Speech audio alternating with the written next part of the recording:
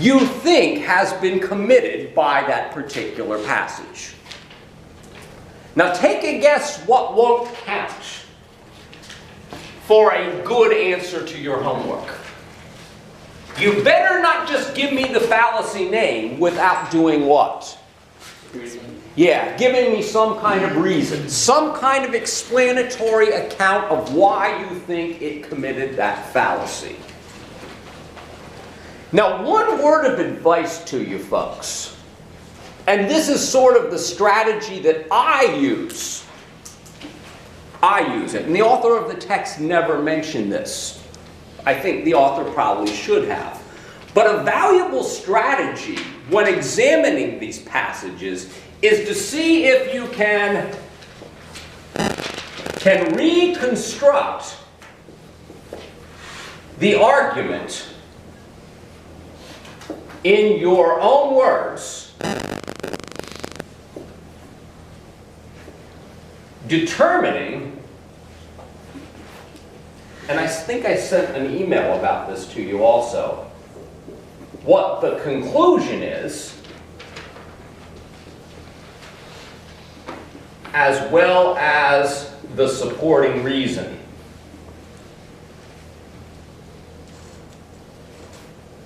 Or if there's more than one premise, supporting reasons. Now you see, if you're able to figure out what the overall structure of the argument is, that doesn't guarantee that you'll be able to figure out what the fallacy is, but your ability to do so will be enhanced. Well, why? Well, because you can ask yourself this question. Does this particular reason for supporting the conclusion actually support it? Now, if you can figure out why it doesn't actually support the conclusion and articulate it in words, or at least do so in your head, you might be able to pinpoint what is wrong with the argument. And if you know what's wrong with the argument, it might be easier to tack one of these fallacy names on it. So this is where that skill from chapter 1 will come in handy. Can you identify the conclusion and can you identify the premises? We're taking it to the next step now and asking, well, we have a list of logical problems now, fallacies. Can you identify what fallacy has been committed by this argument? That's the strategy I recommend you use. And by the way, they take a little bit of what? Time. Yeah, a little bit of time, a little bit of practice to get the hang of these. So what I'm asking you to do is to give it your best shot for Friday's homework. We will be going over them. And feel free, as a matter of fact, I encourage you to look at, by the time we're done the chapter, look at as many of the practice problems at the end of the chapter as you can. Because I will be glad to take questions, talk them through, if you will. Practice doesn't make perfect, but practice does certainly help you to hone a skill a little bit better. Now, the chapter 3 fallacies, and I'm in trouble with my pen here.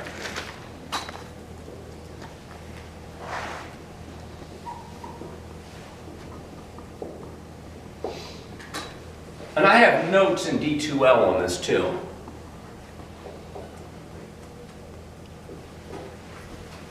The author of our text will put all of the fallacies found in chapter 3 under the broader heading that he will call, they all commit the broader problem of questionable premise. Now, some fallacy lists refer to these instead as, and this is in my notes, you might also hear these called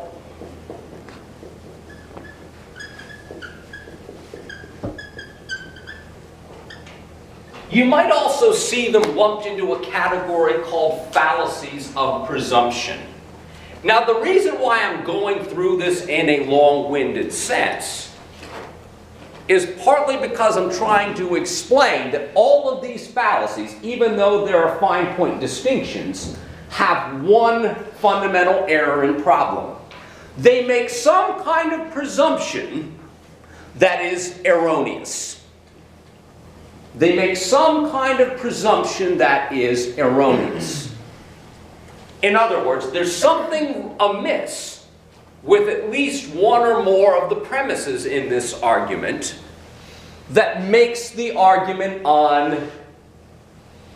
unsound. There is something wrong with one or more of the premises that will make the argument unsound. But yeah, all of the fallacies in this chapter fall under this broader category. Now let's get started with some of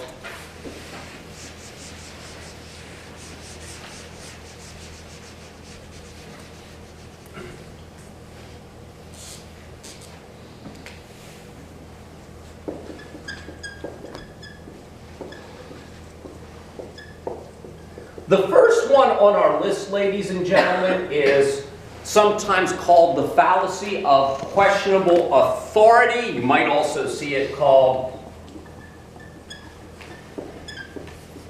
the appeal to authority fallacy.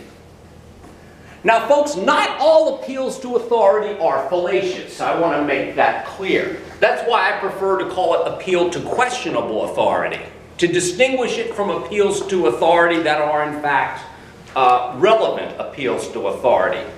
Now, folks, whenever we argue from authority, any guesses what the structure will look like? I'll write down the structure. Well, a person will give the conclusion that she wants you to draw.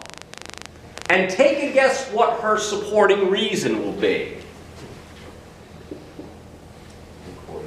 Yeah, it is accepted by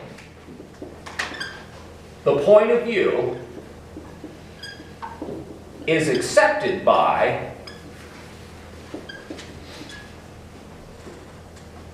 an authority on the subject. And by the way, the implicit assumption is if an authority on the subject accepts a point of view, you, a non-authority on the subject, should what? You should trust their judgment better than you trust your own, because you're not an expert. Now, folks, in general, arguing from authority is probably not the best way to argue anyway. And this is because the reason that we're giving here is we're saying you ought to accept conclusion X because so-and-so is an expert on the subject and she holds this point of view. Now, it's a fallacious appeal to authority if what kinds of problems occur? Any takers? I'm going to have better pens for Friday. What problems might we find with appeals to authority? In other words, what kind of conditions might make our appeal to authority fallacious? Any takers? They have a bias. Yeah. In other words, does the person might be an authority on the subject?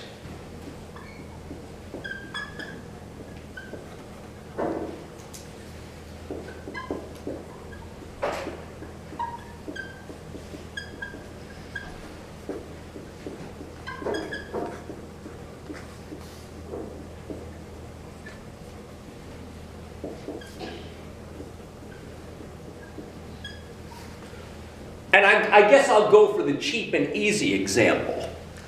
You'll notice that in some commercials for pharmaceuticals, pharmaceutical companies have decided to sometimes pay actual medical professionals for their endorsements. Now, the underlying assumption is if so-and-so is a medical doctor, and if she endorses such and such a product, I ought to be able to trust that person on the grounds that she's got the credible, has got the relevant expertise. Well, The problem is, if you're getting paid to endorse something, you might have an ulterior motive to endorse something on grounds unrelated to your authority. You might have grounds for endorsing it unrelated to your authority. So we might count your testimony to its veracity to be suspect. The second one I'm going to put on my list is, are the alleged authorities credentials relevant to the issue at hand? So-and-so is a PhD, therefore we should trust so-and-so's word on it. Well, we might ask ourselves, is the person's PhD relevant to the issue at hand? And you've probably seen arguments like this, where someone will endorse a particular position, and then they will say, well, so-and-so, who's got a very nice degree, backs this idea. Ergo, I ought to back this point of view too. The problem is, even if the person does have nice credentials, you'd have to check to see if his or her credentials are indeed relevant to the issue at hand. There's plenty of people without credentials in economics with other degrees who blab on as if they understand the global economy. And oftentimes people might trust someone simply because they have a nice degree. And I don't want to sound too rude here, but I've met plenty of people with credentials who are not particularly brilliant. And I know this doesn't sound very good, and it doesn't sound like a ringing endorsement of education. But yeah, I've met plenty of people with PhDs that were not particularly brilliant. Plenty of people with masters. I mean, a lot of getting a degree is perseverance, folks. It doesn't necessarily mean expertise or smarts or a whole host of other things. And by the way, a lot of advanced degrees don't even require theses anymore. Defending a thesis was actually a fairly arduous project, you know, running through the gauntlet and figuring out if you can measure up verbally to peers who have been around the block a lot longer than you have. Oh, and also a lot of advanced degree programs don't even require things like exit exams. You've probably heard of this. But yeah, simply because someone has nice degrees, I'm not necessarily going to take them at their word for their expertise, even if they've got a degree in that field. In other words, I will actually try to examine for myself whether or not I ought to hold the position or not. And by the way, I kind of stepped ahead a little bit. The author said that when in doubt, all of us should make sure that we are always working to improve our background beliefs. So guess what we don't have to do as much? The more you can improve your own general expertise, the less you will have to rely on the so-called experts. So in other words, try to become your own quote-unquote expert when possible.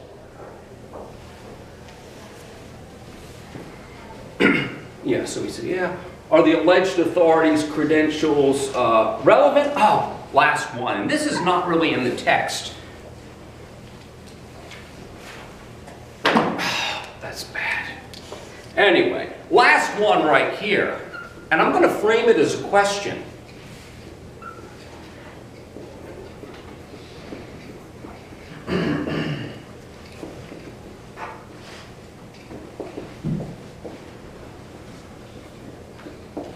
What do you do when the experts disagree? Because you'll notice on controversial issues, people with nice degrees relevant to their field oftentimes are at odds with one another. If a person appeals to authority on a subject, what kind of authority is she likely to appeal to? Any takers? On the big kind of lean towards. Yeah, in other words, we will likely rely on whichever experts are going to corroborate what we already believe. And by the way, folks, that's not good logic. Because if you really want to know whether or not something is believable or not, what should you actually be doing? Ask questions. Yeah, you should be asking questions. You should be holding your own assumptions to the fire, if you will. However, the problem is most people will appeal to whatever expert will corroborate what she already thinks.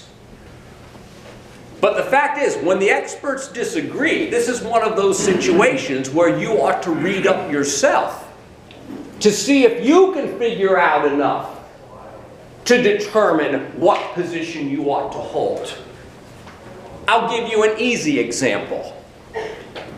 There are plenty of people with economics degrees who disagree profoundly on economics issues. Paul Krugman is a Nobel laureate in economics, who is a neo-Keynesian economist.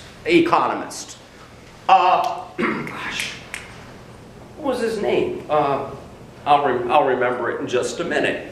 Ronald Reagan's economics guru was a supply-side economist. I'll remember his name, and it's on the tip of my tongue. I didn't get enough. What's that? No, I'll remember it probably right after we leave here. But he was a supply-side economist. Now, both of these guys had Nobel laureates, or were Nobel laureates. But they disagreed profoundly on how the state ought to intervene in economies. You'll notice most people will trust whichever expert already corroborates what their own biases contend. That's kind of obvious. But this really isn't what we should do. What we should do is examine the information and determine what side of the argument we stand on. That's the idea of becoming your own expert insofar as you can. Or perhaps a good idea is to plead what? I'm not sure yet, but I'm not going to hold to a controversial point of view simply because I want to believe it, or simply because the experts that agree with me believe it, when there's a whole lot of experts on the other side of the question whose positions I may not have yet considered. Now, I was a little bit long-winded with this one, I admit, and we have a little more grounds, not more grounds to cover with this one. But we have a bunch more fallacies to cover. Do read the whole chapter before Friday if you haven't already, and do your best on the